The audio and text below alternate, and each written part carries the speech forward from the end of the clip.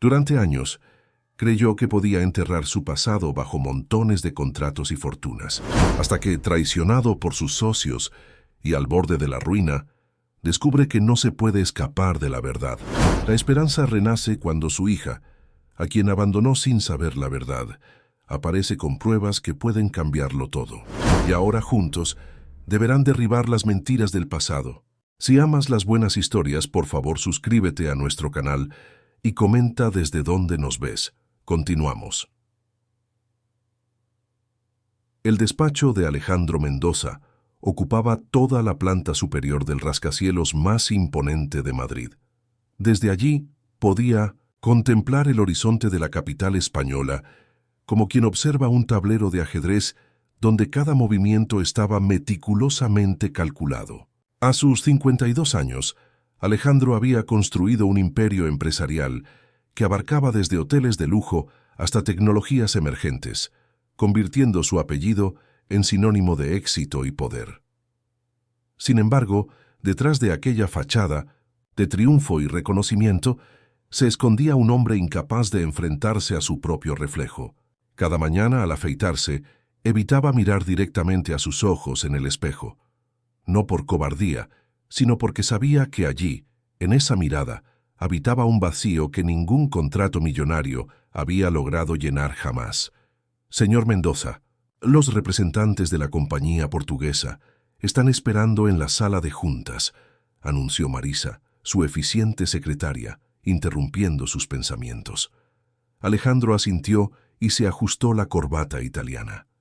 Era el ritual diario: sumergirse en negociaciones, cifras y estrategias para olvidar que, a pocos kilómetros de allí, en una casa en las afueras de Madrid, vivía una niña de 11 años a quien nunca había querido conocer realmente.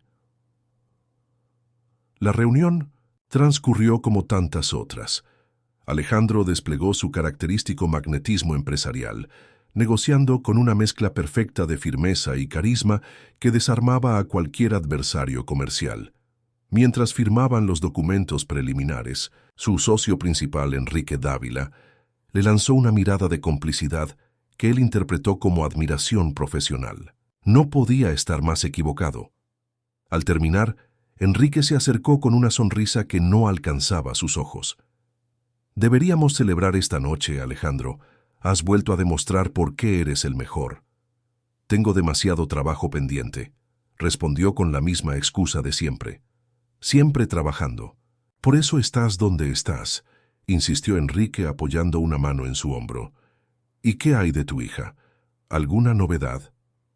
La mención de Lucía fue como un puñal invisible atravesando el traje impecable de Alejandro. 12 años atrás, cuando Carmela, su esposa, sufrió aquella complicación durante el parto que la separó para siempre de él, algo se quebró en su interior. No solo había perdido al amor de su vida, sino también la capacidad de amar a quien, sin quererlo, había sido la causa indirecta de su ausencia. «Está con su abuela. Mercedes se ocupa de ella», respondió secamente. Lo que Alejandro no sabía era que cada carta que escribía para Lucía, cada regalo de cumpleaños, cada intento de acercamiento que luego abandonaba por cobardía, eran sistemáticamente interceptados por Enrique y su otro socio, Ricardo Vázquez. La trama que habían urdido durante años era perfecta. Mantener a Alejandro emocionalmente aislado lo convertía en un genio para los negocios, pero también en alguien vulnerable a su plan maestro. Aquella tarde, después de que todos se marcharan, Alejandro se quedó contemplando la ciudad mientras la luz del atardecer teñía de dorado los edificios. Sacó de su bolsillo una pequeña fotografía arrugada. Lucía a los 5 años, sonriendo a una cámara, con un lazo azul en el pelo que había pertenecido a Carmela. Nunca había tenido el valor de visitarla, de hablar con ella, de ser simplemente su padre. Se había convencido de que el amor era un territorio peligroso, asociado al dolor y a la pérdida. Mientras tanto, en una elegante oficina a pocas calles de allí, Enrique y Ricardo ultimaban los detalles de su plan. «El momento ha llegado», anunció Ricardo cerrando una carpeta llena de documentos falsificados. «Llevamos 12 años preparando esto. Con estas pruebas, Alejandro será acusado de fraude fiscal, malversación y evasión de capitales. Y nosotros, sus fieles socios, nos quedaremos con todo. ¿Y la niña?, preguntó Enrique. Mercedes está mayor. Según nuestros informantes, su salud se ha deteriorado mucho últimamente. Cuando falte, la niña quedará completamente sola. Para entonces, su padre estará arruinado y posiblemente en prisión. Lo que ninguno de los dos sabía era que el destino, ese dramaturgo imprevisible, estaba a punto de cambiar el guión que con tanto esmero habían escrito. En El Escorial, a bien, las afueras de Madrid, en una casa antigua rodeada de jardines, Lucía Mendoza Romero regresaba del colegio.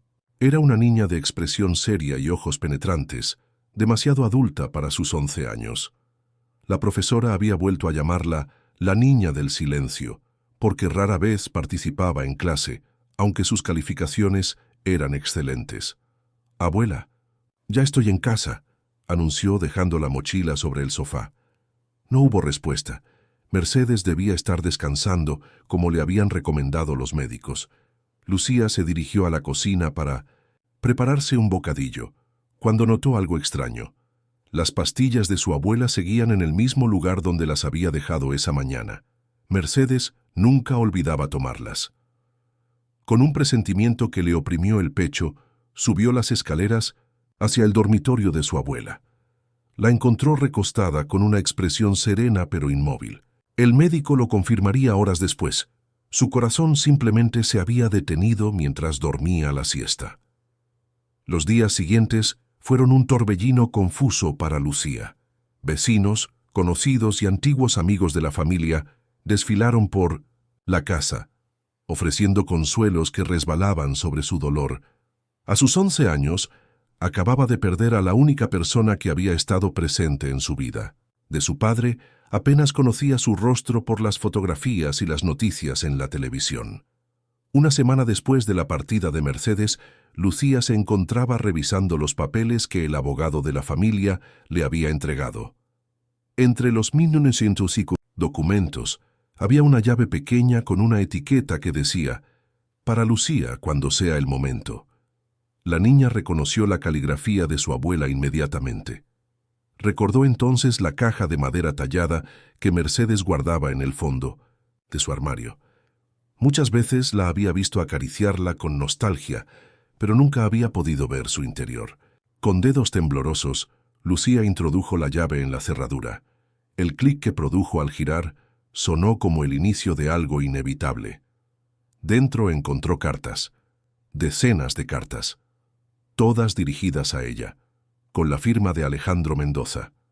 Cartas que nunca había recibido, regalos que nunca habían llegado a sus manos, y entre todos esos papeles, un cuaderno de tapas azules con la letra de su abuela y un título que le heló la sangre: La verdad sobre Alejandro y la conspiración.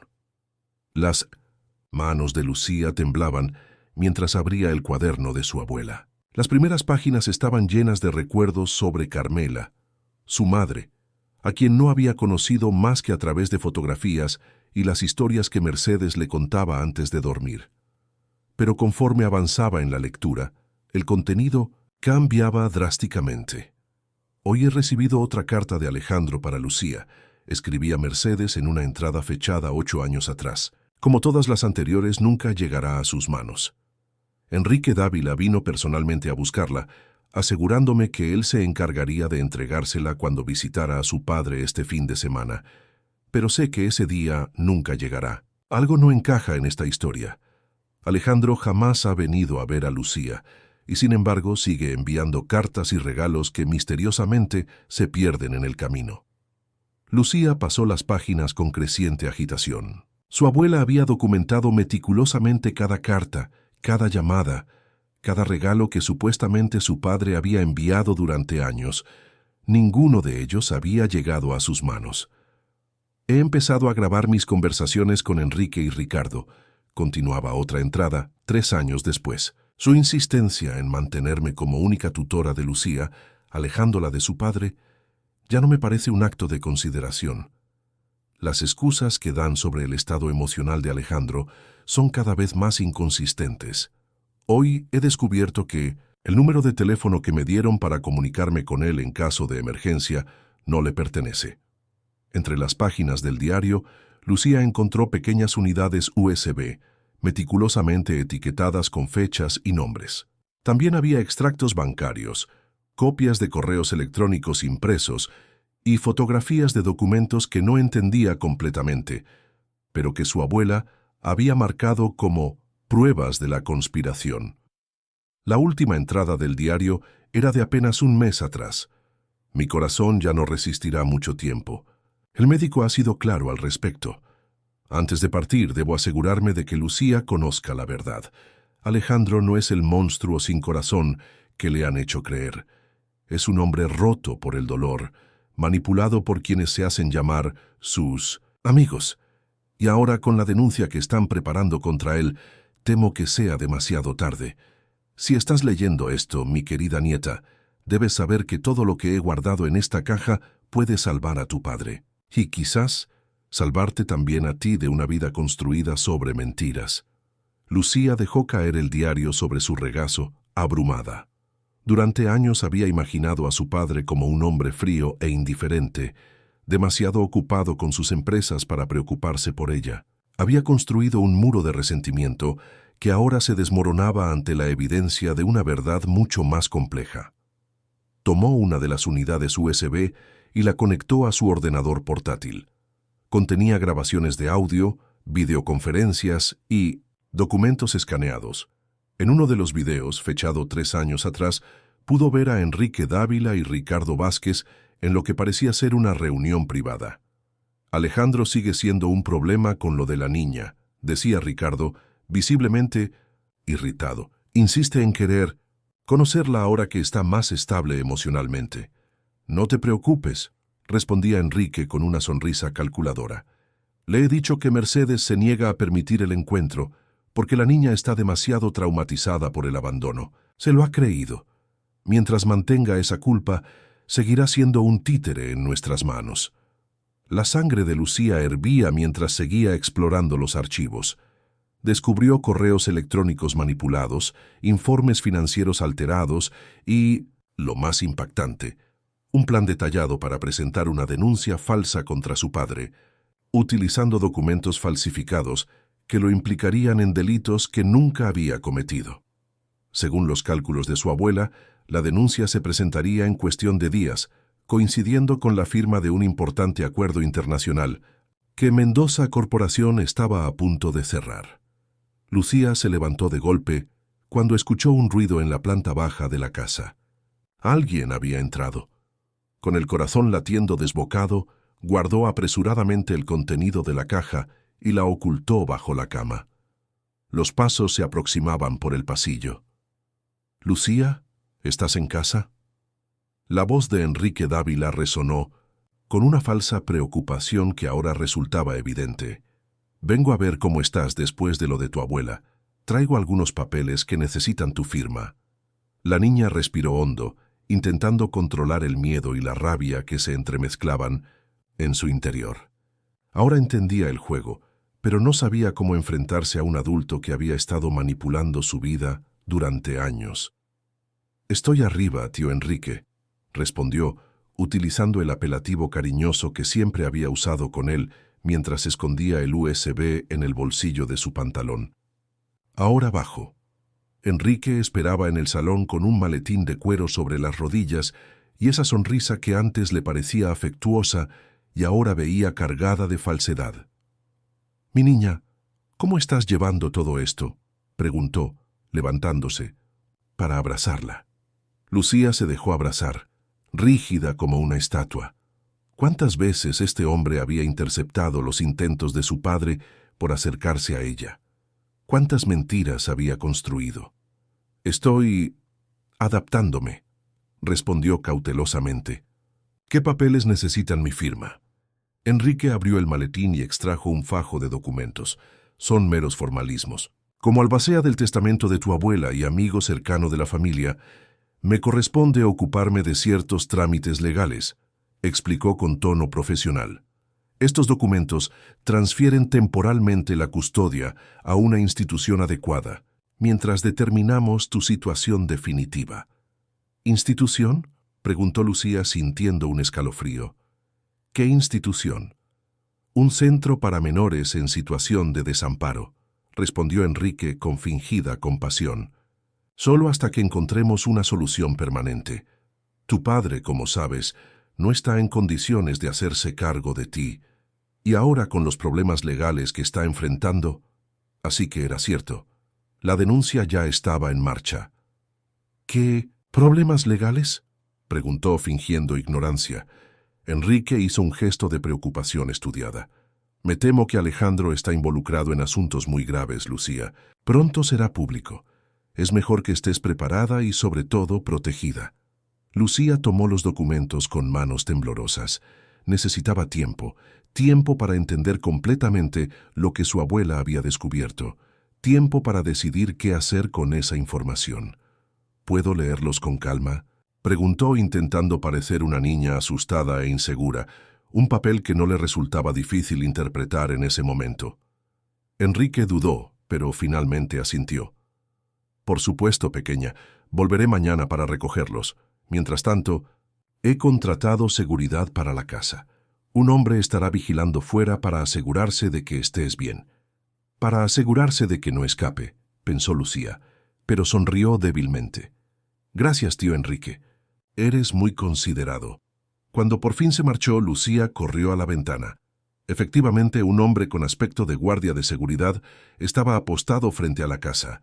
No era protección, era una prisión. Con el corazón latiéndole con fuerza, regresó a la habitación de su abuela y sacó nuevamente la caja. Entre los documentos, encontró una tarjeta de visita con un nombre: Fernando Suárez, ex jefe de seguridad de Mendoza Corporación. Junto a la tarjeta, una nota escrita por Mercedes. Si algo me ocurre, contacta con él. Es el único en quien Alejandro confió plenamente antes de que lo despidieran por orden de Enrique. Lucía tomó el teléfono fijo de la casa, consciente de que su móvil probablemente estaba intervenido. Marcó el número con dedos temblorosos. «¿Diga?», respondió una voz grave al otro lado de la línea. «Señor Suárez, mi nombre es Lucía Mendoza Romero. Soy la nieta de Mercedes Romero. Ella ya no está con nosotros, pero me dejó instrucciones de contactar con usted. Creo que mi padre está en peligro. Y yo también». El cielo de Madrid amanecía con nubes amenazantes cuando un Seat León gris se detuvo a 3 calles de la casa de Mercedes Romero. Fernando Suárez, un hombre de 50 y tantos años con el físico todavía firme de quien ha pasado la vida en profesiones que exigen disciplina, observaba la residencia con unos prismáticos. Confirmó lo que Lucía le había dicho. Había un hombre vigilando la entrada principal. Después de 15 años trabajando como jefe de eventos de seguridad para Alejandro Mendoza, Fernando conocía perfectamente los métodos de Enrique Dávila. No eran sutiles, pero sí efectivos. El guardia no estaba allí para proteger a la niña, sino para controlarla. Fernando marcó el número que Lucía le había dado. «Buenos días, señorita Mendoza», dijo en voz baja. «Estoy a 3 calles de su casa. He confirmado la presencia del vigilante. ¿Sigue en pie el plan que discutimos anoche?» «Sí», respondió Lucía con una determinación impropia para sus 11 años. «He empacado lo esencial y tengo todos los documentos». «Excelente. Recuerde, salga por la puerta trasera que da al jardín exactamente a las 10:15. Su vigilante estará recibiendo el cambio de turno en ese momento. Cruce el jardín del vecino siguiendo la ruta que le indiqué y estaré esperándola en el punto acordado». Mientras tanto, en el Centro Financiero de Madrid, Alejandro Mendoza entraba en la sede de su empresa sin imaginar la tormenta que estaba a punto de estallar. Teresa, su nueva asistente personal, Marisa había renunciado repentinamente la semana anterior, reemplazada por esta mujer elegida personalmente por Enrique, le entregó la agenda del día con una sonrisa demasiado tensa. «El señor Dávila y el señor Vázquez le esperan en la sala de juntas», anunció. «Dicen que es urgente». Alejandro asintió, intrigado por la reunión no programada. Al entrar en la sala, notó inmediatamente algo extraño. Además de sus socios, había 3 hombres trajeados con expresiones severas. «Buenos días», saludó manteniendo la compostura. «No sabía que tendríamos invitados». Enrique se levantó con un gesto solemne que no ocultaba cierto placer malicioso. «Alejandro, estos caballeros son inspectores de la Agencia Tributaria y la Fiscalía Anticorrupción. Tienen algunas preguntas para ti». El suelo pareció hundirse bajo los pies de Alejandro. Durante las siguientes 2 horas fue sometido a un interrogatorio implacable sobre transacciones financieras que nunca había autorizado, documentos que nunca había firmado y cuentas en paraísos fiscales que desconocía por completo. «Esto es absurdo», declaró finalmente golpeando la mesa. «Estas firmas han sido falsificadas. Nunca he autorizado estos movimientos». Uno de los inspectores, un hombre calvo con gafas de montura metálica, deslizó una carpeta hacia él. «Señor Mendoza, tenemos informes periciales que confirman la autenticidad de sus firmas. También testimonios de empleados que confirman su participación en estas operaciones. La investigación lleva meses en curso y los indicios son concluyentes». Alejandro miró a sus socios percibiendo por primera vez la traición en sus ojos. «Ustedes», murmuró comprendiendo al fin, «ustedes han orquestado todo esto». Enrique adoptó una expresión de dolor ofendido que casi resultaba cómica por su falsedad. «Alejandro, entiendo que estés conmocionado, pero no empeores tu situación con acusaciones infundadas. Nosotros también estamos devastados al descubrir que el hombre al que admirábamos ha estado engañándonos durante años». Los inspectores se llevaron a Alejandro para continuar el interrogatorio en dependencias oficiales. Mientras salía, escuchó a Ricardo murmurar a Enrique: «¿Has arreglado lo de la niña?». «Estará en el centro antes de que anochezca», respondió éste. «Sin ella y sin su abuela, no habrá nadie que pueda contradecir nuestra versión». Alejandro se detuvo en seco. «¿De qué niña hablan?», preguntó con un presentimiento terrible. «¿Qué tiene que ver mi hija en todo esto?». Enrique sonrió, con falsa compasión. «Me temo, querido amigo, que tu negligencia como padre finalmente ha tenido consecuencias. Con la lamentable partida de Mercedes, la pequeña Lucía ha quedado desamparada. Como su tutor legal designado por tu propia autorización, me encargaré de que reciba los cuidados adecuados en una institución apropiada». «Yo nunca te designé como su tutor», protestó Alejandro, sintiendo cómo el pánico se apoderaba de él. «Jamás firmaría algo así». «Sin embargo, lo hiciste», intervino Ricardo mostrándole un documento con una firma que efectivamente parecía la suya. «Hace 5 años. Mercedes estaba envejeciendo y tú querías asegurarte de que alguien responsable se ocupara de la niña en caso necesario». Los inspectores tiraron de Alejandro para que continuara caminando, pero su mente ya estaba muy lejos de allí, con la hija que nunca había conocido realmente y que ahora estaba en manos de quienes lo habían traicionado. Mientras tanto, a las 10:15 en punto, Lucía Mendoza se deslizaba por la puerta trasera de la casa de su abuela con una mochila a la espalda y la caja de documentos bajo el brazo.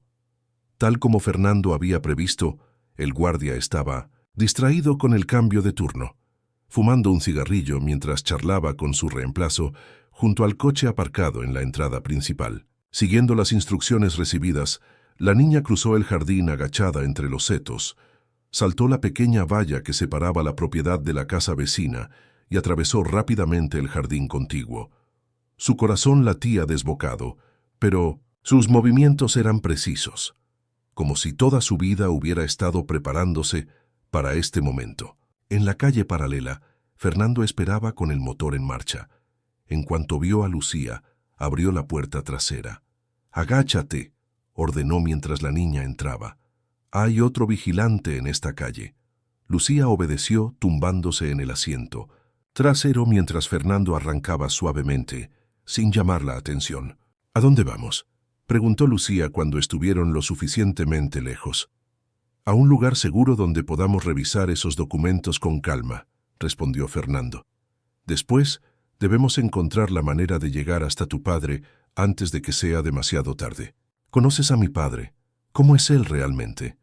La pregunta escapó de los labios de Lucía casi involuntariamente. Fernando sonrió con nostalgia, mirándola brevemente por el espejo retrovisor. Lo conozco desde hace más de 20 años. Estuve a su lado cuando era apenas un empresario con grandes sueños, cuando conoció a tu madre, cuando se casaron. Su voz se quebró ligeramente. Alejandro Mendoza era un hombre diferente entonces, apasionado, generoso, capaz de iluminar cualquier habitación con su presencia. La partida de Carmela lo destruyó, pero dentro de ese hombre roto sigue existiendo el que conocí. ¿Por qué nunca vino a verme?, insistió Lucía, con la vulnerabilidad de una niña que, debajo de toda su determinación, seguía anhelando a un padre. Lo intentó Lucía, muchas más veces de las que imaginas, pero Enrique y Ricardo se aseguraron de impedirlo. Al principio jugaron con su dolor, convenciéndole de que tú lo culpabas por lo sucedido con tu madre. Después, manipularon cada intento de contacto. Yo mismo lo acompañé varias veces hasta la puerta de vuestra casa, pero siempre había alguna excusa. Estabas enferma, dormida, de viaje con tu abuela, hasta que finalmente me despidieron. Creo que empezaron a sospechar que yo podría descubrir su juego. El coche se detuvo frente a un edificio antiguo en el barrio de Lavapiés. Fernando condujo a Lucía hasta un pequeño apartamento en la tercera planta, un lugar austero pero limpio que servía como su refugio desde que había dejado la empresa. «Aquí estaremos seguros por unas horas», explicó. «Muéstrame lo que has encontrado». Lucía abrió la caja y extendió su contenido sobre la mesa. Fernando examinó los documentos con expresión cada vez más grave. «Tu abuela era una mujer extraordinaria», murmuró finalmente. «Ha reunido suficientes pruebas para desmontar toda la conspiración. Estos registros bancarios demuestran cómo han estado desviando fondos durante años. Y estas grabaciones», señaló las unidades USB, «son dinamita pura. Pero necesitamos más». «¿Más?», preguntó Lucía desconcertada. «¿No es suficiente? Para salvar a tu padre de la cárcel quizás, pero no para recuperar la empresa ni para probar que han estado manipulando toda vuestra relación durante años. Para eso, necesitamos acceder al despacho privado de Enrique en la sede central. Allí guarda una caja fuerte con documentos que podrían completar el rompecabezas». «¿Y cómo vamos a entrar allí?», preguntó Lucía con escepticismo. Fernando sonrió, sacando de su bolsillo una tarjeta de acceso. «Digamos que cuando me despidieron, olvidaron pedirme algunas cosas. Además, conozco a alguien dentro que puede ayudarnos. Alguien que también ha estado vigilando a Enrique y Ricardo durante años, esperando el momento adecuado para actuar». «¿Quién?». «Manuel Ibáñez, el contador jefe. Lleva años recopilando pruebas por su cuenta, pero tenía demasiado miedo para actuar. Quizás ahora, con lo que tenemos, se atreva a dar el paso definitivo». En ese momento el teléfono de Fernando sonó. Al responder, su rostro se ensombreció. «Entiendo, gracias por avisar», dijo antes de colgar. Se volvió hacia Lucía con expresión grave. «Han detenido a tu padre esta mañana. La noticia está empezando a filtrarse a los medios. Tenemos menos tiempo del que pensaba». Lucía sintió cómo un nudo se formaba en su garganta. Durante años había imaginado a su padre como un hombre frío e indiferente. Ahora no solo descubría que todo había sido una manipulación, sino que también podía perderlo definitivamente antes incluso de conocerlo. «¿Qué vamos a hacer?», preguntó, luchando por mantener la compostura. Fernando se arrodilló frente a ella, mirándola a los ojos con una intensidad que transmitía tanto determinación como incertidumbre. «Vamos a hacer lo único que podemos hacer, Lucía. Vamos a luchar con todas nuestras fuerzas para salvar a tu padre y para que, por fin, puedan tener la oportunidad de conocerse realmente». La Torre Mendoza se alzaba imponente en el horizonte madrileño, un coloso de cristal y acero que reflejaba el atardecer como un espejo de fuego. Desde el interior de una furgoneta aparcada a una distancia prudencial, Fernando y Lucía observaban el edificio mientras ultimaban los detalles de su plan. «La mayoría del personal ya se ha marchado», comentó Fernando consultando su reloj. A esta hora solo quedan los guardias de seguridad y algún que otro empleado trabajando horas extras. Lucía asintió, intentando controlar los nervios. A pesar de sus 11 años, comprendía perfectamente la gravedad de lo que estaban a punto de hacer. No era un juego, era una misión de la que dependía el futuro de su padre y el suyo propio. ¿Estás seguro de que tu contacto estará allí?, preguntó, ajustándose la gorra que ocultaba parcialmente su rostro. Manuel confirmó que trabajaría hasta tarde como cada jueves, respondió Fernando. Es nuestra mejor oportunidad. El plan era aparentemente sencillo. Fernando utilizaría su antigua tarjeta de acceso para entrar por el estacionamiento subterráneo. Lucía, haciéndose pasar por su sobrina, le acompañaría. Una vez dentro, Manuel los ayudaría a acceder al despacho de Enrique, donde esperaban encontrar las pruebas definitivas que complementarían las que ya tenían. «Recuerda», le advirtió Fernando mientras se ponían en marcha. «Si algo sale mal, no intentes ser una heroína. Sigue el plan de escape que practicamos». El corazón de Lucía latía con fuerza cuando atravesaron la barrera del estacionamiento. Para su alivio, la tarjeta de Fernando seguía funcionando. El guardia de seguridad apenas les prestó atención. Un hombre con su sobrina no despertaba sospechas. Una vez en el ascensor, Fernando presionó el botón del piso 14, donde se encontraba el departamento de contabilidad. Las puertas se abrieron ante un pasillo silencioso y semioscuro. Solo unas pocas luces permanecían encendidas. «Por aquí», susurró Fernando, guiando a Lucía hacia una oficina al fondo del corredor. Manuel Ibáñez los esperaba con expresión tensa. Era un hombre menudo, de unos 40 años, con gafas de montura fina y una calvicie incipiente que acentuaba su aspecto de contable estereotípico. «Están locos por venir aquí», fue su saludo, mientras cerraba apresuradamente la puerta tras ellos. «La noticia de la detención de Alejandro ya es pública. Toda la empresa está en estado de alerta. Precisamente por eso no podíamos esperar», respondió Fernando. «Manuel, te presento a Lucía, la hija de Alejandro». El contador observó a la niña con una mezcla de sorpresa y respeto.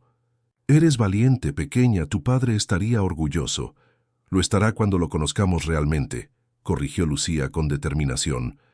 «¿Puede llevarnos al despacho de Enrique?». Manuel asintió dirigiéndose a un ordenador. «Antes de ir, deben ver esto», dijo tecleando rápidamente. «He estado siguiendo el rastro del dinero durante años. Al principio eran solo pequeñas irregularidades, nada que justificara una acusación formal.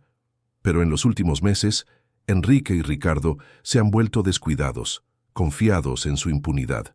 En la pantalla aparecieron complejos diagramas financieros que mostraban cómo, sistemáticamente, los dos socios habían ido desviando fondos de la empresa a cuentas personales ocultas tras una maraña de empresas fantasma. «Lo más grave no es el desvío de fondos», continuó Manuel. «Es la falsificación de la firma de Alejandro en documentos oficiales y la manipulación de los libros contables para hacerlo parecer responsable de todo». «Necesitamos copias de todo esto», intervino Fernando. «Ya las tengo preparadas», respondió Manuel entregándole una unidad de almacenamiento. «Pero lo que realmente necesitan está en la caja fuerte del despacho de Enrique. Los documentos originales con las firmas falsificadas. Sin ellos, todo son conjeturas que podrían atribuirse a errores informáticos». Los tres se dirigieron sigilosamente hacia el piso ejecutivo. El ascensor se detuvo con un suave tintineo en la planta 20ª, donde se encontraban los despachos de la alta dirección. El pasillo estaba completamente a oscuras, iluminado solo por la luz de emergencia. «El despacho de Enrique es el segundo a la derecha», susurró Manuel. «Su caja fuerte está detrás del cuadro de Goya, un clásico tan previsible como el propio Enrique». Fernando sonrió con amargura. Siempre fue un hombre de gustos obvios. Utilizando la tarjeta maestra que Manuel les había proporcionado, accedieron al despacho. Era una estancia imponente, decorada con un gusto ostentoso que reflejaba la personalidad de su ocupante. Muebles de maderas nobles, una mesa de despacho que parecía un altar y presidiendo la pared principal, una reproducción de Saturno devorando a su hijo, de Goya. «Qué apropiado», murmuró Lucía, observando la inquietante imagen. Un titán devorando a su propia descendencia. Fernando retiró cuidadosamente el cuadro, revelando una caja fuerte digital. ¿Alguna idea sobre la combinación?, preguntó dirigiéndose a Manuel. El contador negó con la cabeza. «Nunca. He logrado averiguarla. Enrique es patológicamente desconfiado». Lucía se acercó, estudiando el panel numérico con atención. «¿Podría ser la fecha de algún acontecimiento importante para él?», sugirió. «Mi abuela siempre decía que incluso los hombres más calculadores tienen sus sentimentalismos». Fernando reflexionó un momento. «El día que se convirtió en socio de la empresa», murmuró introduciendo una secuencia. «No, no es esa». «¿Qué hay de su cumpleaños?», propuso Manuel. «Demasiado obvio incluso para él», respondió Fernando. Lucía observaba el despacho, buscando alguna pista. Su mirada se detuvo en una fotografía enmarcada sobre una estantería. Enrique, más joven, junto a un trofeo de golf. «¿Practica golf?», preguntó. «Es su obsesión», confirmó Manuel. «Presume constantemente de sus logros en el campo». Lucía tomó la fotografía examinándola con atención. En la base del trofeo había una inscripción: Campeonato Nacional 1506-2009. «Probemos con esta fecha», sugirió, señalando la inscripción. Fernando introdujo los números: 1106-2009. La caja emitió un pitido de rechazo. «Quizás en formato americano», sugirió Manuel. «Enrique siempre ha sido un snob con todo lo que viene de Estados Unidos». La combinación 061529 hizo que la caja emitiera un suave clic. La puerta se abrió, revelando varios fajos de documentos, una bolsa con lo que parecían ser diamantes, y varios pasaportes con diferentes identidades, todos con la fotografía de Enrique. «Estaba preparando su huida», murmuró Fernando, tomando los pasaportes. «Probablemente después de hundir completamente a Alejandro». Rápidamente comenzaron a revisar los documentos. Entre ellos encontraron lo que buscaban: contratos con la firma falsificada de Alejandro, pruebas de transferencias a paraísos fiscales y, lo más valioso, un diario personal donde Enrique había detallado meticulosamente cada paso de su plan, incluyendo la manipulación de la relación entre Alejandro y su hija. «Esto es incluso mejor de lo que esperábamos», comentó Fernando, guardando cuidadosamente las pruebas. «Con esto, no solo podremos salvar a Alejandro, sino también desenmascarar completamente a estos miserables». De repente, las luces del despacho se encendieron. En la puerta, Ricardo Vázquez los observaba con una mezcla de sorpresa e ira. «Vaya, vaya, qué reunión tan interesante», dijo bloqueando la salida. «El ex jefe de seguridad, el contador soplón y... ¿la pequeña Lucía? Esto sí que es inesperado». Fernando se colocó instintivamente delante de la niña, mientras Manuel palidecía visiblemente. «Se acabó, Ricardo», declaró Fernando con firmeza. «Tenemos todas las pruebas de vuestra conspiración. Documentos, grabaciones, registros financieros, todo». Ricardo sonrió con suficiencia, sacando un pequeño dispositivo de su bolsillo. «¿Y creéis que podréis salir de aquí con ellas?», preguntó, presionando un botón que activó una alarma silenciosa. «En menos de 2 minutos este despacho estará rodeado de guardias de seguridad. Dudo mucho que vuestras explicaciones resulten convincentes». Lucía, que hasta ese momento había permanecido parcialmente oculta tras Fernando, dio un paso al frente. «Señor Vázquez», dijo con una calma sorprendente, «mi abuela siempre decía que los hombres como usted cometen un error fundamental. Subestiman a quienes consideran débiles». Ricardo la miró con desprecio. «¿Y qué sabrá una niña como tú sobre los errores de los hombres de negocios?». «Lo suficiente para haber previsto este momento», respondió Lucía sacando su teléfono móvil. «He estado grabando toda nuestra conversación desde que entramos. Y no solo eso». Hizo un gesto hacia la ventana del despacho, donde se podía ver un dron suspendido en el aire con su luz roja parpadeante.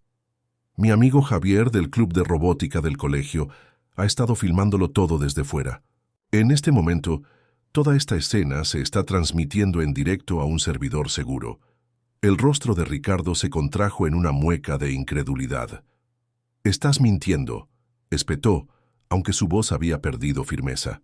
«¿Está dispuesto a arriesgarse?», intervino Fernando, que no podía ocultar su asombro ante la estrategia de Lucía, pero había decidido seguirle el juego.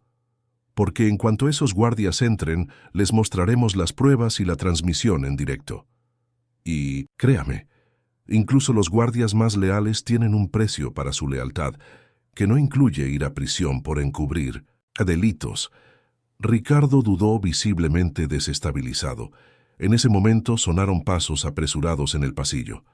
«Tienen que irse ya», urgió Manuel. «Yo los cubriré. Diré que me sorprendieron robando y que logré detener a Ricardo cuando intentaba detenerlos». «Eso te costará el empleo», advirtió Fernando. Manuel sonrió con tristeza. «Hace tiempo que esta empresa dejó de merecer mi lealtad». Fernando asintió, guardando rápidamente los documentos en su mochila. «¿Por dónde salimos?», preguntó Lucía, guardando su teléfono. «Por el ascensor de servicio», respondió Manuel, señalando una puerta disimulada en la pared lateral. «Los llevará directamente al estacionamiento». Mientras se apresuraban hacia la salida, Ricardo intentó interponerse, pero Fernando lo neutralizó con un movimiento rápido que lo dejó temporalmente inmóvil en el suelo. «Esto es por todos. Los años de manipulación», murmuró antes de seguir a Lucía hacia el ascensor. Descendieron rápidamente hasta el estacionamiento, donde su vehículo los esperaba. Mientras arrancaban, vieron por el retrovisor cómo varios guardias de seguridad salían apresuradamente por la puerta principal. «¿De verdad tienes un amigo con un dron?», preguntó Fernando cuando estuvieron a salvo, conduciendo por las calles de Madrid. Lucía sonrió con una mezcla de picardía y orgullo. «Por supuesto que no, pero mi abuela siempre decía que a veces un buen farol es mejor que una mano ganadora». Fernando soltó una carcajada de admiración. «Eres extraordinaria. Lucía Mendoza, tu padre va a estar muy orgulloso cuando te conozca». La sonrisa de Lucía se desvaneció, dando paso a una expresión de determinación. «Primero tenemos que sacarlo de allí», dijo, mirando los documentos que habían recuperado. «Y para eso, necesitamos llegar cuanto antes al juzgado». El sol comenzaba a asomar en el horizonte madrileño cuando aparcaron frente al Palacio de Justicia. Era el día de la comparecencia preliminar de Alejandro Mendoza, y los medios de comunicación ya se agolpaban en la entrada, ávidos por captar la caída de uno de los empresarios más prominentes de España. Lucía respiró hondo, aferrando contra su pecho la carpeta con las pruebas que podrían salvar a su padre. «Estoy lista», declaró, abriendo la puerta del coche. Fernando la miró con una mezcla de orgullo y preocupación. «Recuerda, pase lo que pase ahí dentro, ya has demostrado una valentía que muchos adultos envidiarían». Juntos avanzaron hacia la entrada del edificio, preparados para enfrentarse a la batalla más importante de sus vidas, la lucha por la verdad y por la oportunidad de reconstruir una familia destrozada por la mentira. El Palacio de Justicia de Madrid bullía de actividad aquella mañana. Periodistas, abogados, curiosos y funcionarios se entremezclaban en un caos organizado que giraba en torno a un solo nombre: Alejandro Mendoza. La caída de un imperio empresarial siempre es noticia, y más cuando su artífice es acusado de graves delitos económicos. Lucía y Fernando se abrieron paso entre la multitud, intentando pasar desapercibidos. La niña había insistido en no revelar su identidad hasta el momento preciso. El elemento sorpresa sería su mejor arma. «La sala 4», indicó Fernando, consultando el panel informativo. «La audiencia preliminar comienza en 20 minutos». Mientras avanzaban por los pasillos, Lucía sentía cómo su corazón se aceleraba. Pronto vería, por primera vez en su vida consciente, al hombre que durante años había imaginado como un ser frío e indiferente, solo para descubrir que había sido la víctima de una manipulación tan elaborada como cruel. «¿Estás nerviosa?», Preguntó Fernando percibiendo su tensión. Un poco, admitió Lucía. He pasado años odiando a un fantasma, a una versión de mi padre que nunca existió realmente, y ahora voy a conocerlo en la peor situación posible. Fernando apoyó una mano en su hombro con gesto paternal. Tu padre es un hombre fuerte, Lucía, más de lo que él mismo cree, y tú también lo eres. Juntos superaréis esto. Cuando llegaron a la sala, ya estaba casi llena. Encontraron asiento en 1900 en la última fila, desde donde podían observar sin ser vistos. Fernando había contactado previamente con Clara Montesinos, la abogada de Alejandro, para informarle de su presencia y de las pruebas que traían, pero habían acordado no revelar nada hasta el momento oportuno. A las 10 en punto, un murmullo recorrió la sala cuando Alejandro Mendoza entró escoltado por 2 agentes. Lucía contuvo la respiración. Aunque había visto fotografías suyas, nada la había preparado para la realidad de su presencia. Era alto, con el cabello negro veteado de canas prematuras y un porte que, a pesar de las circunstancias, emanaba dignidad. Sin embargo, lo que más impactó a Lucía fueron sus ojos, profundos, tristes, idénticos a los suyos. «Es él», susurró, aferrándose instintivamente al brazo de Fernando. «Se parece tanto a mí». No pudo continuar. Un nudo se había formado en su garganta mientras observaba cómo su padre tomaba asiento junto a su abogada, con la espalda recta, pero los hombros ligeramente caídos bajo el peso de la injusticia. La jueza Amelia Sotomayor, una mujer de mediana edad conocida por su integridad inflexible, abrió la sesión con formalidad profesional. El fiscal Héctor Gómez expuso los cargos contra Alejandro con una severidad que hizo que varios asistentes murmuraran su desaprobación. Las acusaciones eran graves: fraude fiscal, falsificación de documentos, blanqueo de capitales y administración desleal. El Ministerio Fiscal solicita prisión preventiva sin fianza para el acusado, dada la gravedad de los delitos y el evidente riesgo de fuga, concluyó Gómez, lanzando una mirada desdeñosa hacia Alejandro. Clara Montesinos se levantó. Entonces, era una abogada brillante, pero incluso ella parecía abrumada por la contundencia de las pruebas presentadas por la acusación. «Señoría, mi cliente niega rotundamente todas las acusaciones», comenzó. «El señor Mendoza ha sido víctima de una conspiración orquestada por sus propios socios, Enrique Dávila y Ricardo Vázquez. Solicitamos tiempo para reunir las pruebas que demostrarán su inocencia». La jueza la observó con escepticismo.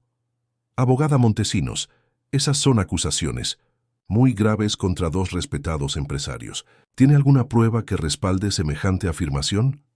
Fue en ese momento cuando Enrique y Ricardo entraron en la sala, acompañados por sus propios abogados. Lucía sintió cómo la ira crecía en su interior al verlos avanzar con expresiones compungidas, interpretando perfectamente el papel de socios traicionados y decepcionados. Clara Montesinos estaba a punto de responder cuando una conmoción en la parte trasera de la sala interrumpió el procedimiento. Manuel Ibáñez, el contador, había entrado apresuradamente, visiblemente agitado y con un maletín en la mano. «Señoría», intervino avanzando hacia el estrado, «mi nombre es Manuel Ibáñez, contador jefe de Mendoza Corporación. Tengo información crucial para este caso».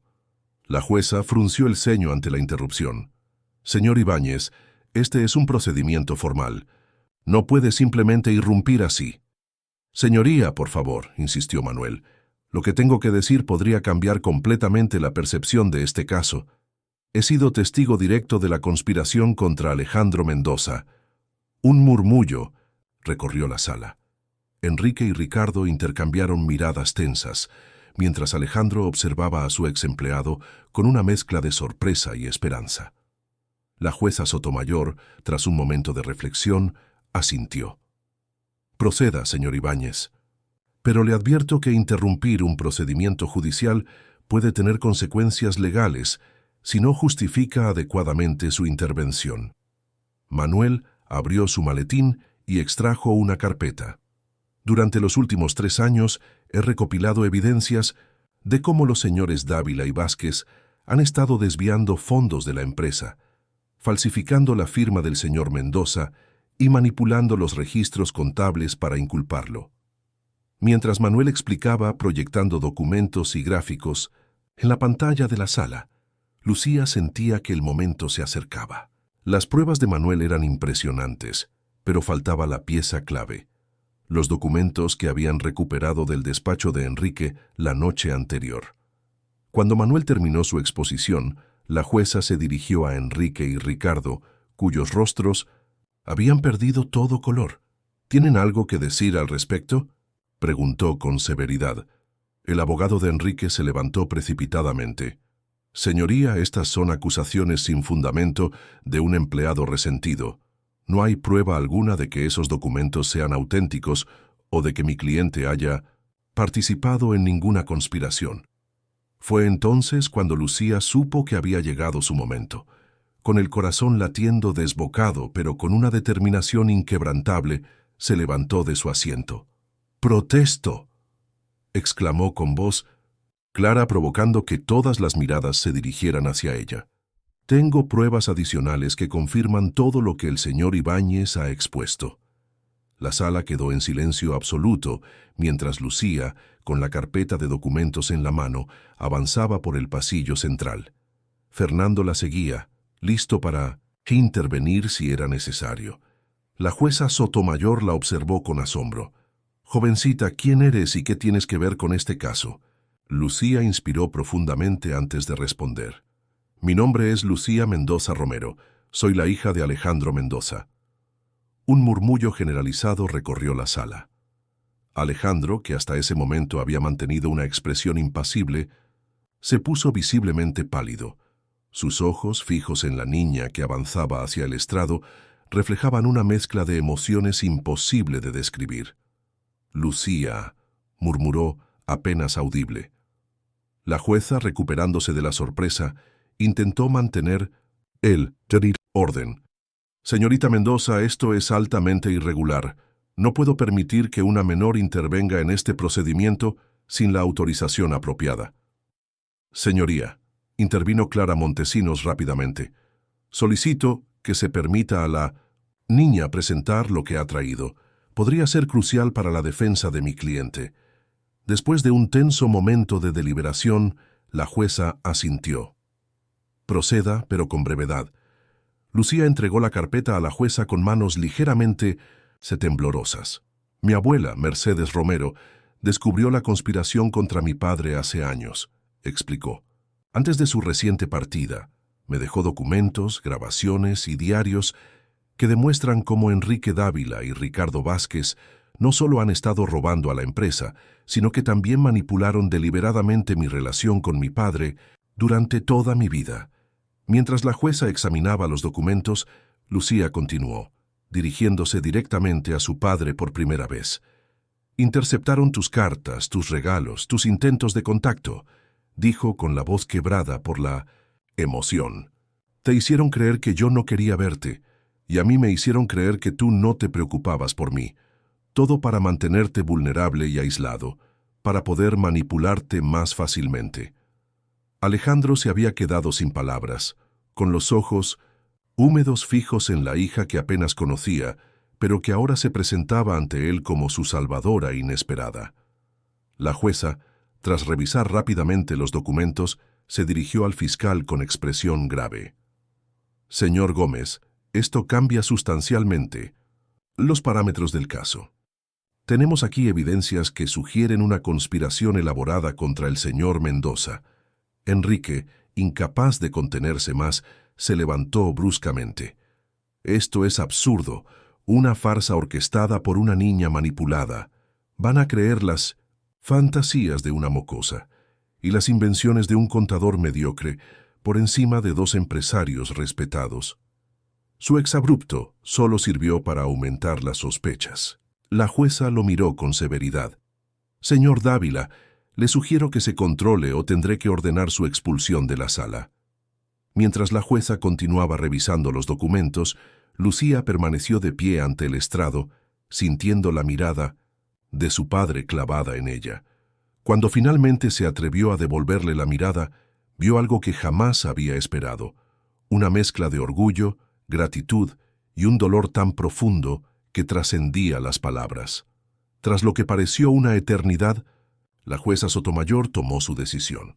Dadas las nuevas evidencias presentadas, ordenó la liberación inmediata de Alejandro Mendoza y la apertura de una investigación exhaustiva contra Enrique Dávila y Ricardo Vázquez por los presuntos delitos de falsificación documental, estafa, administración desleal y obstrucción a la justicia. Un aplauso espontáneo estalló en la sala, rápidamente silenciado por la jueza. Enrique y Ricardo fueron escoltados fuera mientras sus abogados intentaban, en vano, argumentar contra la decisión. Alejandro se levantó lentamente, como si no pudiera creer lo que estaba sucediendo. Cuando por fin fue liberado de las esposas, su mirada buscó inmediatamente a Lucía. Avanzó hacia ella con pasos indecisos, deteniéndose a 1 metro de distancia, como si temiera que al acercarse más, la niña se desvanecería como una ilusión. «Lucía», comenzó con voz ronca por la emoción. «No sé qué decir. Has salvado mi vida, mi empresa, mi futuro, cuando yo nunca he estado ahí para ti». Lucía sintió cómo las lágrimas, contenidas durante toda la audiencia, comenzaban a desbordarse. «Tú siempre intentaste estar ahí», respondió. «No fue tu culpa que no te dejaran». Un silencio cargado de 11 años de ausencia, de preguntas sin respuesta, de momentos perdidos, se extendió entre ellos. Ni padre ni hija sabían cómo atravesar esa distancia que era tanto física como emocional. Fue Fernando quien con suavidad empujó ligeramente a Lucía hacia adelante. «Ve», le susurró. «Ha esperado este momento toda tu vida, aunque no lo supiera». Con un paso titubeante, Lucía acortó la distancia. Alejandro, interpretando correctamente el gesto, se arrodilló para quedar a su altura. Sus manos se elevaron instintivamente, pero se detuvieron en el aire inseguras. ¿Puedo abrazarte?», preguntó con una vulnerabilidad que contrastaba con su habitual imagen de poderoso empresario. Por toda respuesta, Lucía se lanzó a sus brazos. El abrazo fue torpe al principio. Dos extraños intentando encontrar cómo encajar en la vida del otro. Pero poco a poco, algo ancestral, algo que trasciende el tiempo y la distancia, comenzó a manifestarse. El vínculo indeleble entre un padre y su hija. Los periodistas, que habían acudido esperando documentar la caída de un titán empresarial, se encontraron fotografiando el reencuentro más emotivo que muchos habían presenciado jamás. Flashes y cámaras captaban el momento, pero ni Alejandro ni Lucía eran conscientes de nada más allá de ese abrazo que intentaba reparar una década de ausencia. Cuando finalmente se separaron, Alejandro mantuvo sus manos sobre los hombros de Lucía, observándola como si quisiera memorizar cada detalle de su rostro. «Tienes los ojos de tu madre», dijo con voz quebrada. «Y su valentía, Carmela estaría tan orgullosa de ti». Lucía sonrió a través de las lágrimas. «La abuela decía que tengo tu terquedad y tu inteligencia, que somos demasiado parecidos para llevarnos bien». Alejandro soltó una risa que sonaba como si hubiera estado atrapada en su pecho durante años. «Tu abuela siempre fue una mujer sabia», admitió. «Supongo que tendremos que averiguar si tenía razón». A su alrededor, la sala se había ido vaciando poco a poco. Solo quedaban Fernando, Clara Montesinos y algunos funcionarios que intentaban disimular su emoción ante la escena. «Deberíamos irnos», sugirió Fernando. «Los medios están esperando fuera y necesitaréis tiempo para procesar todo esto». Alejandro asintió, levantándose sin soltar la mano de Lucía. «¿Tienes hambre?», preguntó a su hija, con la naturalidad forzada de quien intenta encontrar algo normal en una situación extraordinaria. «Podríamos ir a comer algo». Lucía asintió apretando la mano de su padre como si temiera que al soltarla todo resultara ser un sueño. Mientras salían del Palacio de Justicia, enfrentando juntos el aluvión de cámaras y preguntas, tanto Alejandro como Lucía sabían que esto era solo el comienzo. El camino para construir una relación desde cero estaría lleno de momentos incómodos, de silencios difíciles, de preguntas dolorosas. Pero ahora, al menos, tenían la oportunidad de recorrerlo juntos. Las semanas que siguieron al juicio fueron como un extraño limbo para Alejandro y Lucía. La noticia de su reencuentro y la conspiración descubierta había ocupado las portadas durante días. Mientras Enrique y Ricardo enfrentaban sus propios procesos judiciales, padre e hija intentaban navegar por las aguas desconocidas de su recién descubierta relación. Alejandro había decidido instalarse temporalmente en la casa de El Escorial. Era más sencillo para Lucía permanecer en su entorno familiar mientras ambos se adaptaban a la nueva situación. Además, la mansión de Mercedes contenía recuerdos de Carmela que Alejandro anhelaba redescubrir. Aquella mañana de sábado, Lucía observaba desde la ventana de su habitación cómo su padre paseaba por el jardín, deteniéndose ocasionalmente para examinar las rosas que Mercedes había cultivado durante años. Había algo conmovedor en ver a aquel hombre poderoso, acostumbrado a dirigir imperios empresariales, inclinarse con reverencia ante las flores plantadas por la mujer que había criado a su hija en su ausencia. Cuando bajó a desayunar, lo encontró en la cocina, intentando descifrar el funcionamiento de la cafetera italiana. «Buenos días», saludó Lucía con esa mezcla de familiaridad y extrañeza que aún persistía entre ellos. «La abuela siempre decía que eras un desastre en la cocina». Alejandro sonrió, agradecido por el comentario que ofrecía un pequeño fragmento de su pasado. «Tu madre era igual», respondió, finalmente consiguiendo que la cafetera comenzara a borbotear. «Entre los dos era un milagro que no muriéramos de hambre antes de conocer a tu abuela». Estos pequeños intercambios se habían convertido en su rutina, fragmentos de historias, recuerdos compartidos que iban tejiendo lentamente los hilos de una relación que había sido brutalmente interrumpida.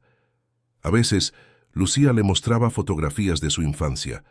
Otras, Alejandro le contaba anécdotas de cuando conoció a Carmela en la universidad. «He pensado», dijo Alejandro mientras servía el café, «que quizás te gustaría acompañarme hoy a la oficina.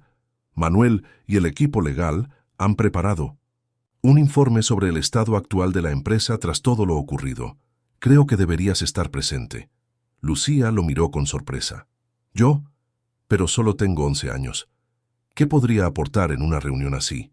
Alejandro se sentó frente a ella con una expresión seria pero amable. «Lucía, salvaste la empresa y me salvaste a mí. Has demostrado más inteligencia y valor que muchos adultos con los que he trabajado. Además», hizo una pausa, como si buscara las palabras adecuadas, «algún día todo esto será tuyo. Creo que es importante que empieces a conocerlo desde dentro». La idea de heredar el Imperio Mendoza nunca había sido real para Lucía. Durante años, su padre había sido poco más que un nombre en los periódicos, una figura distante que vivía en un mundo completamente ajeno al suyo. Ahora, de repente, ese mundo se abría ante ella como una posibilidad concreta. «Me gustaría ir», respondió finalmente.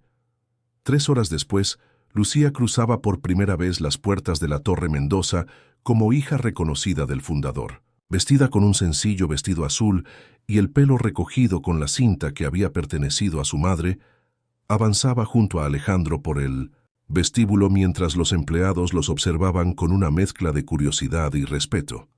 «Señor Mendoza, bienvenido de nuevo», saludó la recepcionista con una sonrisa cálida. «Todos nos alegramos mucho de tenerlo de vuelta». «Gracias».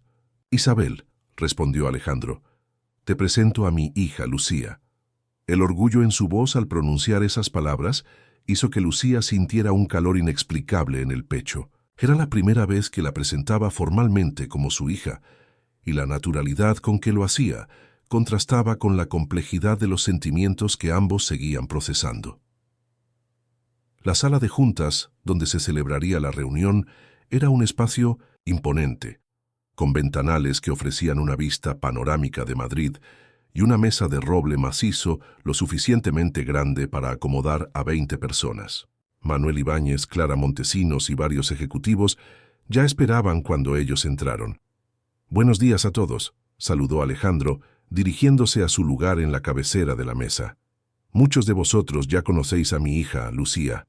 Estará presente en esta reunión y en muchas futuras, así que acostumbraos a verla por aquí».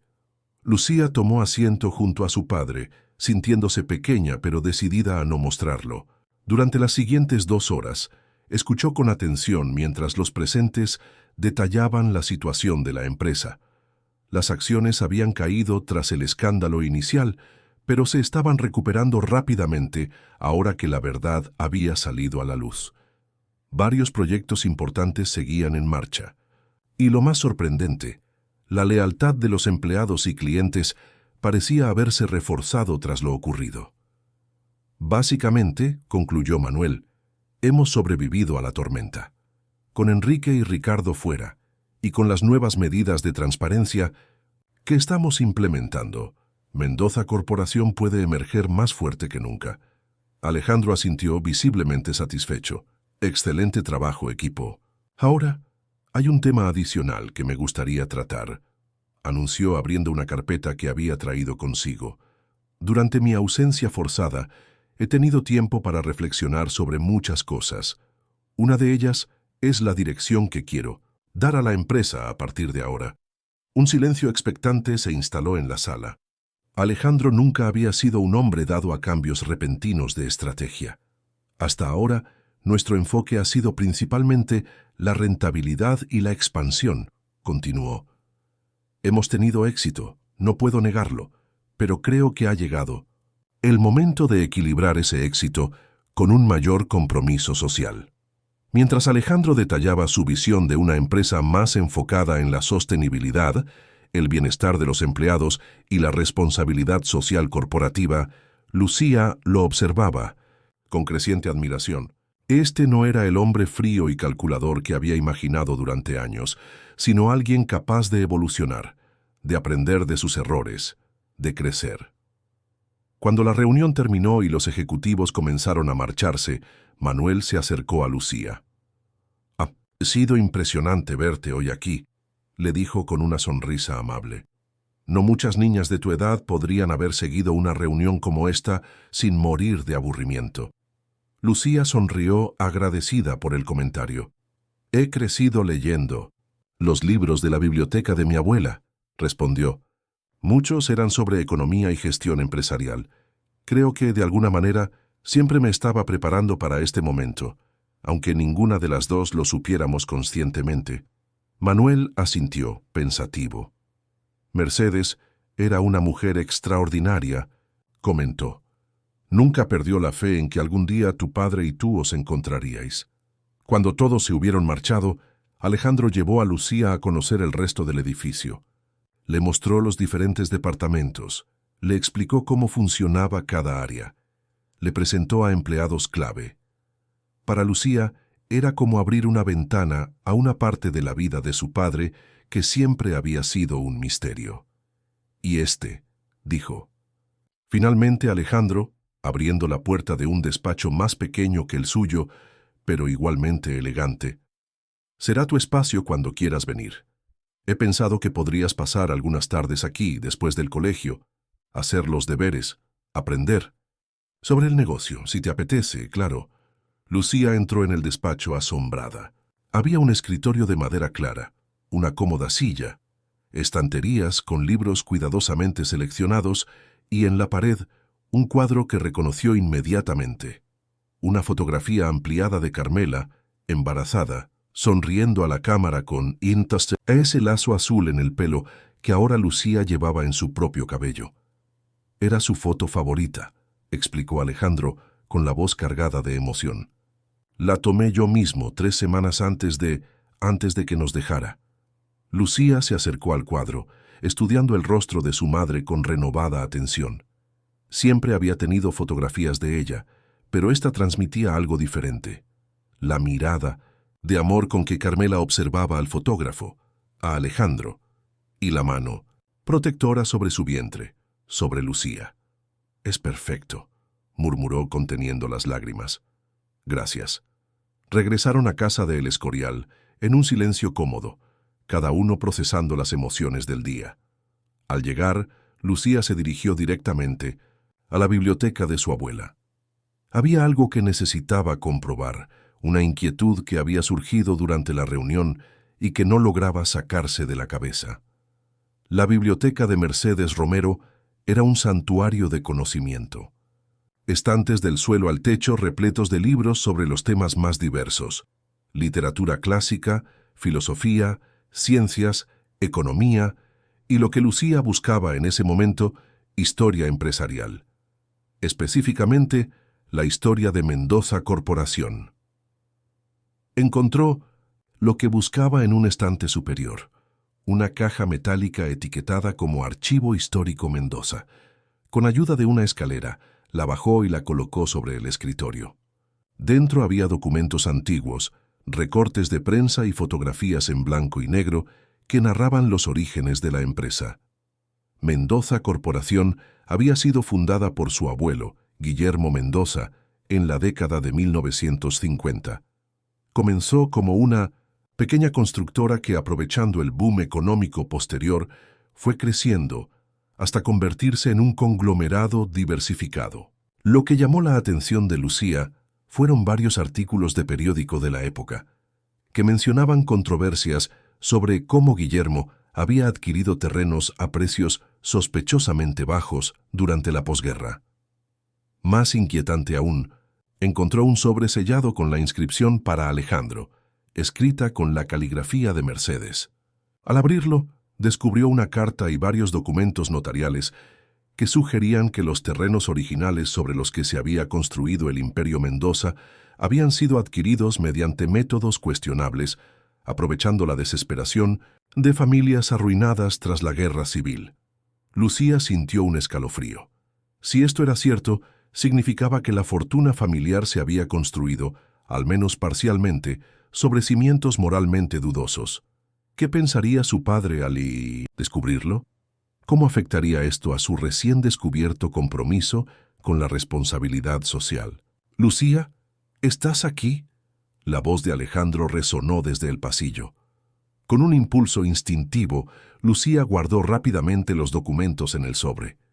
«En la biblioteca», respondió, intentando que su voz sonara normal. Alejandro entró sonriendo al verla rodeada de libros. «Tu abuela estaría orgullosa», comentó. «Siempre decía que una mente curiosa es el mayor tesoro que una persona puede tener». Lucía asintió, consciente del peso del sobre entre sus manos. «Papá», comenzó, sorprendiéndose a sí misma por la naturalidad con que la palabra salió de sus labios. Era la primera vez que lo llamaba así. «¿Puedo preguntarte algo?». Alejandro, visiblemente emocionado por cómo lo había llamado, se sentó frente a ella. «Por supuesto, cariño, lo que sea.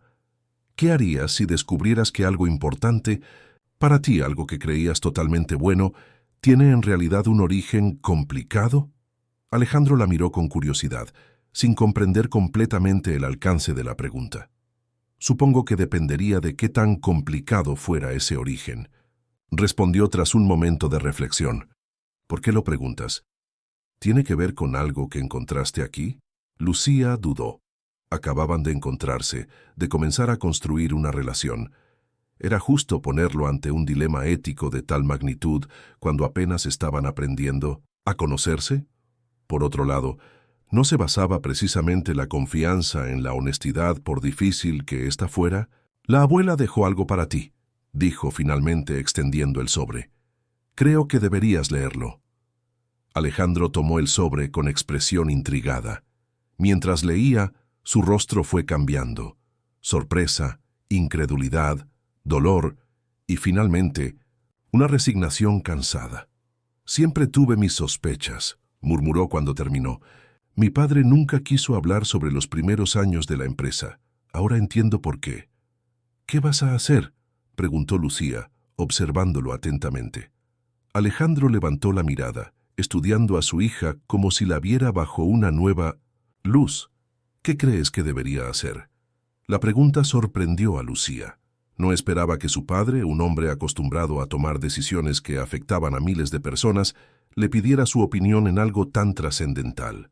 Creo, comenzó, eligiendo cuidadosamente sus palabras, que lo importante no es tanto de dónde venimos, sino hacia dónde vamos. No podemos cambiar lo que hizo el abuelo, pero podemos decidir qué haremos nosotros con ese legado. Alejandro sonrió con una mezcla de orgullo y melancolía. «Tienes la sabiduría de tu madre», dijo suavemente. Ella habría dicho exactamente lo mismo. Se levantó y se acercó a la ventana, contemplando el jardín que Mercedes había cuidado con tanto esmero durante años. «Creo que ha llegado el momento de una verdadera transformación», declaró finalmente. «No solo cambios superficiales en la empresa, sino una reparación profunda. Identificaremos a las familias afectadas por las acciones de mi padre. Estableceremos un fondo de compensación, reconoceremos públicamente lo sucedido». «Eso podría dañar la reputación de la empresa», señaló Lucía, no como una objeción, sino como una observación. «Quizás a corto plazo», admitió Alejandro. «Pero a la larga, creo que la honestidad siempre es el mejor camino. Y si vamos a construir algo juntos, Lucía, quiero que se base en la verdad, por dolorosa que sea». En ese momento, con la luz del atardecer filtrándose por las ventanas de la biblioteca y el aroma de los libros antiguos envolviéndolos, padre e hija compartieron una mirada de entendimiento que trascendía las palabras. Había un largo camino por recorrer, heridas que sanar, confianza que construir. Pero por primera vez, ambos sentían que no estaban simplemente recuperando el tiempo perdido, sino creando algo nuevo y valioso a partir de las cenizas del pasado. «Entonces», dijo Lucía cerrando cuidadosamente la caja de documentos, «¿por dónde empezamos?». Alejandro sonrió, extendiendo su mano hacia ella. «Por el principio, supongo, un paso a la vez». El otoño madrileño teñía de ocre y dorado los jardines. Del retiro. Habían pasado 6 meses desde el juicio que cambió para siempre las vidas de Alejandro y Lucía Mendoza. Sentados en un banco junto al estanque, padre e hija compartían un momento de tranquilidad, alejados del torbellino mediático que había supuesto la reestructuración de Mendoza Corporación. «¿Nerviosa por mañana?», preguntó Alejandro, observando cómo Lucía lanzaba migas de pan a los patos. «Un poco», admitió ella. «No todos los días se inaugura una fundación con tu nombre». La Fundación Carmela Romero había sido la primera iniciativa conjunta de Alejandro y Lucía. Concebida como un vehículo para canalizar la reparación histórica a las familias afectadas por las acciones de Guillermo Mendoza, rápidamente había evolucionado hacia un proyecto más amplio: promover la educación, la transparencia empresarial y el apoyo a menores en situación de vulnerabilidad. «Tu madre estaría orgullosa», dijo Alejandro, con esa mezcla de melancolía y esperanza que siempre teñía su voz al hablar de Carmela. Siempre soñó con crear algo que realmente ayudara a los demás. Lucía asintió, ajustando instintivamente el lazo azul que ahora llevaba permanentemente en su muñeca, transformado en una delicada pulsera que Fernando le había ayudado a crear. Era su vínculo tangible con la madre que nunca conoció. Un recordatorio constante de que, aunque las personas puedan irse, su esencia permanece en quienes las aman. «¿Crees que hemos hecho lo suficiente?», preguntó refiriéndose a las compensaciones establecidas para las familias afectadas por el origen cuestionable de la fortuna familiar. Alejandro suspiró, contemplando la pregunta con la seriedad que merecía. «Nunca será suficiente, Lucía. No podemos cambiar el pasado, pero creo que estamos en el camino correcto. No se trata solo del dinero que hemos destinado a compensaciones, sino del compromiso a largo plazo con la transparencia y la ética empresarial». Los últimos meses habían sido un torbellino de actividad. Tras descubrir la verdad sobre los orígenes de Mendoza Corporación, Alejandro había tomado decisiones que muchos consideraron revolucionarias en el mundo empresarial español. Una investigación independiente sobre el pasado de la empresa, compensaciones económicas a las familias identificadas, un programa de becas para sus descendientes y, lo más controvertido, una disculpa pública que había ocupado las portadas durante días. Para sorpresa de muchos analistas, las acciones de la empresa no solo no se habían hundido tras estas revelaciones, sino que habían experimentado un repunte. La honestidad y transparencia habían resonado con una sociedad cada vez más consciente y exigente con la responsabilidad social corporativa. Manuel dice que las previsiones para el próximo trimestre son excelentes, comentó Lucía, que, a sus 12 años recién cumplidos, ya participaba activamente en algunas reuniones empresariales para asombro y admiración de los ejecutivos. El nuevo proyecto de viviendas sostenibles en Andalucía está generando mucho interés. Alejandro sonrió orgulloso. Su hija había demostrado tener un talento natural para los negocios, combinado con una sensibilidad social que él mismo había tardado décadas en desarrollar. A propósito de Manuel, dijo recordando algo, me ha pedido que te diga que ya tiene listo el informe sobre el programa de prácticas para jóvenes que propusiste. Está impresionado con tu idea. El rostro de Lucía se iluminó. El programa, diseñado para ofrecer oportunidades laborales a jóvenes de entornos desfavorecidos, había sido enteramente concebido por ella, inspirada por las historias que su abuela le había contado sobre su propia juventud en la España de la posguerra. ¿Sabes? A veces me pregunto qué pensaría la abuela de todo esto, reflexionó Lucía con la mirada perdida en el horizonte. De nosotros, de la fundación, de cómo ha cambiado todo en tan poco tiempo. Alejandro pasó un brazo por los hombros de su hija, acercándola a él en un gesto que se había vuelto natural con el paso de los meses. Tu abuela sabía exactamente lo que ocurriría, respondió con convicción. Por eso dejó todas esas pistas, esos documentos, esas grabaciones. Mercedes siempre fue la más inteligente de todos nosotros. Sabía que cuando tú y yo finalmente nos encontráramos, nada volvería a ser igual. En ese momento, el teléfono de Alejandro vibró. Al comprobar la pantalla, su expresión se tornó seria. Es Clara, informó refiriéndose a su abogada. La sentencia de Enrique y Ricardo se anunciará esta tarde. Lucía sintió un nudo en el estómago. A pesar de todo el daño que habían causado, no podía evitar sentir una extraña compasión por aquellos dos hombres que habían arruinado tantas vidas, incluidas las suyas propias. ¿Irás al juzgado?, preguntó. Alejandro negó con la cabeza. No es necesario, Clara nos informará del resultado. Además, hizo una pausa, eligiendo cuidadosamente sus palabras. Creo que es mejor mirar hacia adelante. Enrique y Ricardo forman parte de nuestro pasado, no de nuestro futuro. Lucía asintió, agradecida por la respuesta. Durante los primeros meses tras el juicio, había tenido pesadillas recurrentes en las que Enrique volvía para separarla de su padre nuevamente. Con el tiempo, y gracias a la terapia que ambos habían comenzado, otra decisión valiente de Alejandro, que había reconocido la necesidad de ayuda profesional para sanar las heridas del pasado, esos temores habían ido disminuyendo. ¿Qué te parece si vamos a visitar la fundación?, sugirió Alejandro levantándose. Me gustaría revisar los últimos detalles para la inauguración de mañana. La sede de la Fundación Carmela Romero ocupaba un edificio histórico en el centro de Madrid, cuidadosamente restaurado para conservar su carácter original mientras incorporaba las más modernas tecnologías sostenibles.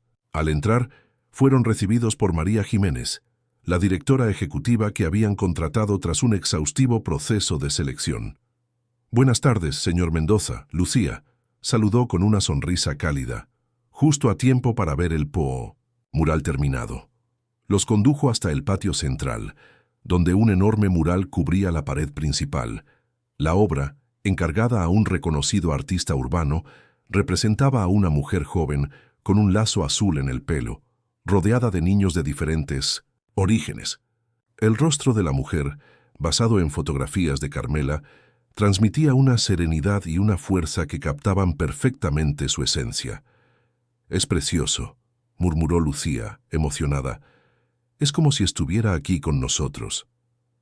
De alguna manera, Lo está, respondió Alejandro con la voz quebrada por la emoción. En todo lo que hacemos, en cada decisión que tomamos, en cada vida que esta fundación ayude a mejorar. María los dejó solos unos minutos para que pudieran apreciar la obra en privado.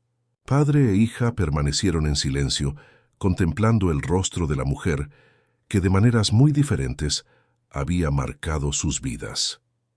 «Papá», dijo finalmente Lucía rompiendo el silencio, «hay algo que he querido preguntarte desde hace tiempo, pero nunca he encontrado el momento adecuado». Alejandro la miró con atención. «Puedes preguntarme lo que quieras, cariño». «Lo sabes». Lucía respiró hondo antes de continuar. «Durante todos esos años, cuando estabas solo, cuando creías que yo no quería verte, ¿nunca pensaste en rehacer tu vida? ¿En encontrar a alguien más?». La pregunta sorprendió a Alejandro, pero entendía su origen.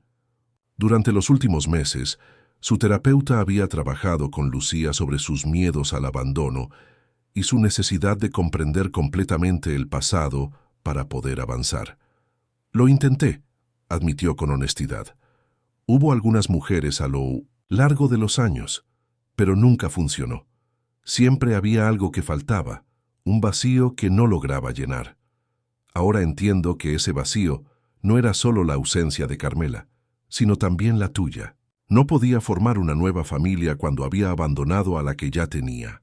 Lucía asintió, procesando la respuesta. «Y ahora», insistió, «han pasado 6 meses. Estamos construyendo nuestra relación. La empresa va bien. La fundación está a punto de inaugurarse.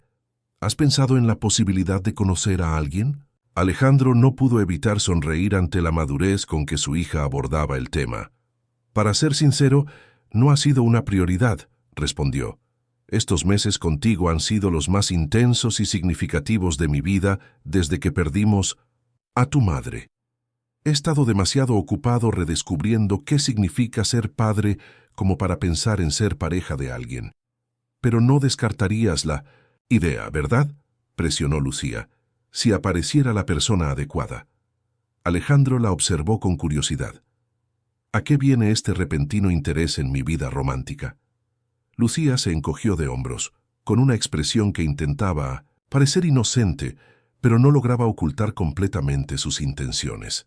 «Mi profesora de literatura, Ana, preguntó por ti el otro día», comentó casualmente.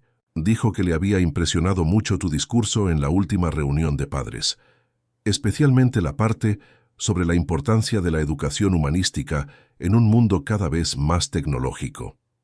Alejandro soltó una carcajada al comprender las intenciones de su hija. «¿Estás intentando emparejarme con tu profesora? Es inteligente, amable, le gustan los mismos libros que a ti y hace el mejor bizcocho de chocolate del mundo», argumentó Lucía con absoluta seriedad. «Y la abuela siempre decía que un hombre que sabe apreciar un buen bizcocho de chocolate no puede ser completamente malo». La risa de Alejandro resonó en el patio, atrayendo miradas curiosas de los empleados que preparaban todo para la inauguración. «Veo que has heredado el espíritu casamentero de Mercedes», dijo abrazando a su hija. «Te prometo que mantendré los ojos abiertos, pero por ahora, ¿podemos centrarnos en el presente? Mañana es un gran día para ambos». La inauguración de la Fundación Carmela Romero superó todas las expectativas.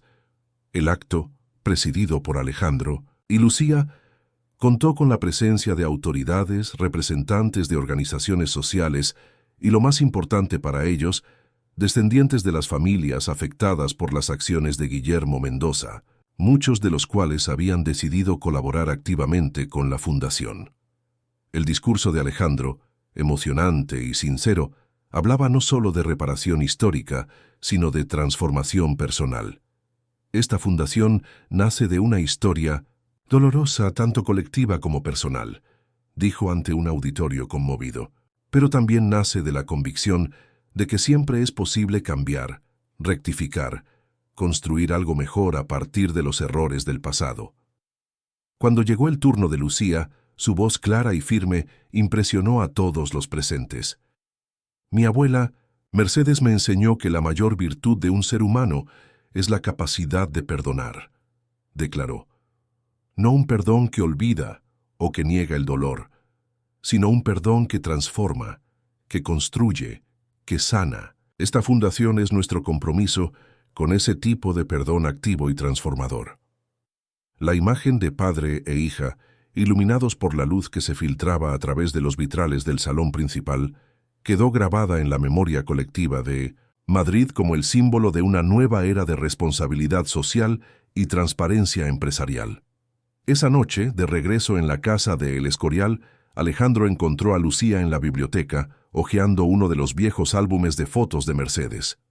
«Ha sido un gran día», comentó, sentándose junto a ella. «El mejor», confirmó Lucía, mostrándole una fotografía en particular. Carmela y Alejandro, jóvenes y enamorados, en la misma biblioteca donde ahora se encontraban ellos. La abuela guardaba todos estos recuerdos, esperando el día en que pudiéramos revisarlos juntos. Alejandro tomó el álbum con reverencia, pasando lentamente las páginas que documentaban una vida que le había sido arrebatada y que ahora de 1900 de alguna manera estaba recuperando. «¿Sabes?», dijo después de un largo silencio.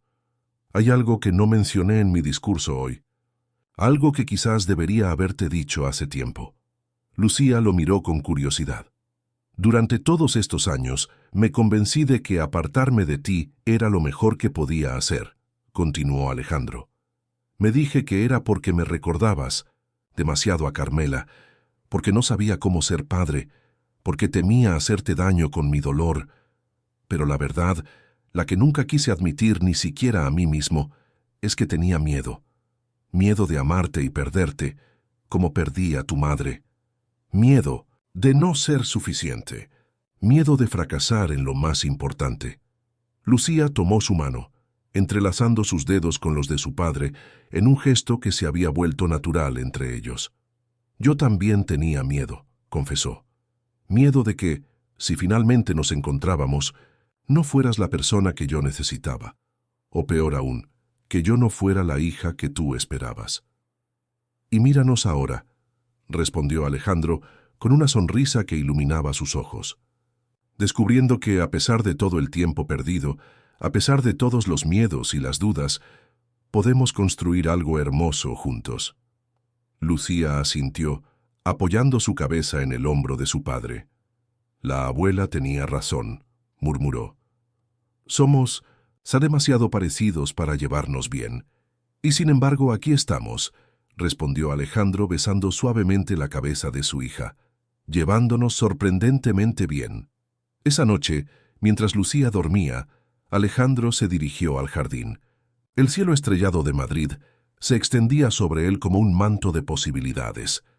Se sentó en el banco donde Mercedes solía leer durante las tardes de verano y sacó del bolsillo el lazo azul original de Carmela, el que Lucía había transformado en pulsera. «Lo estamos logrando, amor», susurró a las estrellas, imaginando que, de alguna manera, Carmela podía escucharlo. «Nuestra hija es extraordinaria, y aunque el camino no ha sido el que esperábamos, finalmente estamos encontrando nuestro lugar el uno en la vida del otro». Una suave brisa movió las rosas del jardín, como si la naturaleza misma asintiera a sus palabras. Alejandro cerró los ojos, permitiéndose sentir quizás por primera vez en 12 años, una paz genuina. El pasado seguiría allí, con sus heridas y sus lecciones, pero ya no definiría su futuro. Cuando regresó a la casa, se detuvo un momento, en la puerta de la habitación de Lucía. La observó dormir, con el rostro sereno y el lazo azul convertido en pulsera, brillando tenuemente en su muñeca, bajo la luz de la luna que se filtraba por la ventana. En ese instante, comprendió con perfecta claridad que el verdadero legado que dejaría en este mundo no sería su imperio empresarial, ni siquiera la fundación que llevaba el nombre de su amada esposa. Su verdadero legado era esa niña que había encontrado la fortaleza no solo para salvarlo a él, sino también para salvarse a sí misma, para romper el ciclo de ausencia y dolor que había definido sus vidas durante demasiado tiempo. Y mientras cerraba suavemente la puerta, Alejandro Mendoza se prometió a sí mismo que, pasara lo que pasase, nunca más permitiría que el miedo le impidiera ser el padre que Lucía merecía.